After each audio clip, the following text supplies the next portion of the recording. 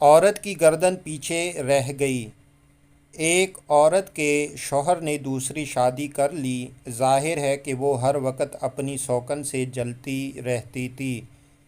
ایک دن جب اس کا شوہر گھر پہنچا تو وہ نماز پڑھ رہی تھی۔ اس کا شوہر اپنی دوسری بیوی کی طرف چلا گیا۔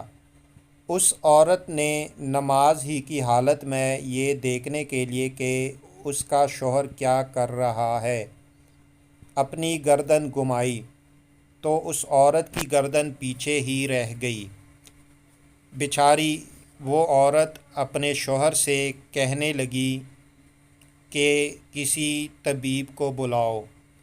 پھر اسے جہاں کہیں بھی علاج معالجے کے سلسلے میں دکھایا گیا، اس نے یہی کہا، اگر کسی نے بھی زور دے کر یا جھٹکے سے اس کی گردن سیدھی کرنے کی کوشش کی تو اس کی ہڈیاں ٹوٹ جائیں گی۔